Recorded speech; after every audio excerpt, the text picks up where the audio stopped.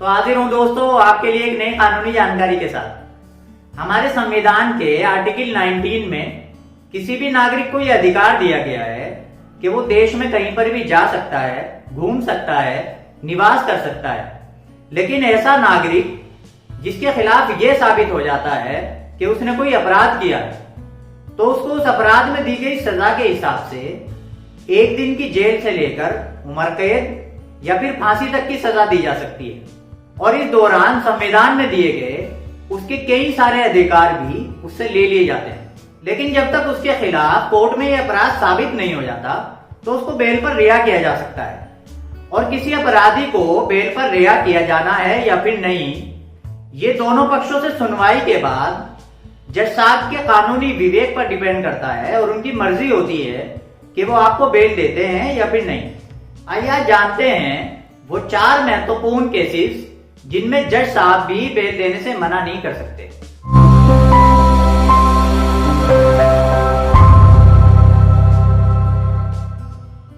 Number 1, वो अपराध एक जमानती अपराध है, तो जज साहब भी ऐसे केसेस में बेल देने से मना नहीं कर सकते।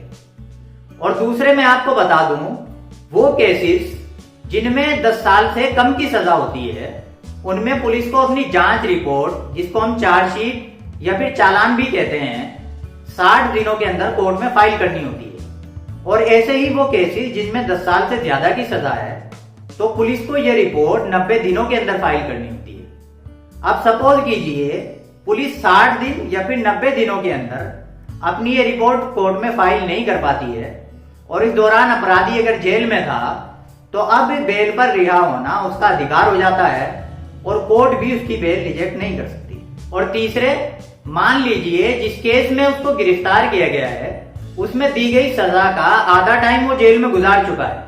जैसे उसने चोरी की थी, अब चोरी में सजा 3 साल है और 1.5 साल वो ऑलरेडी जेल में गुजार चुका है, तो अब उसकी बेल रिजेक्ट नहीं की जा सकती। और चौथे, अगर उस केस का ट्रायल किसी जुडिशियल मजिस्ट्रेट के यहाँ पे चल रहा है, आमतौर पर मजिस्ट्रेट के यहाँ वो ट्रायल चलते हैं जिनमें 7 साल से कम की सजा दी गई हो। अब ये ट्रायल अगर 2 महीने में कंप्लीट नहीं होता और इस दौरान अपराधी जेल में था, तो अब बेल पर रिहा होना उसका कानूनी अधिकार बन जाता है। दोस्तों वीडियो पसंद आया तो लाइक करिए, शेयर करिए और फ्यूचर में ऐसी ही कानूनी जानकारियों के लिए लीगल उस्ताद चैनल को सब्सक्राइब करिए।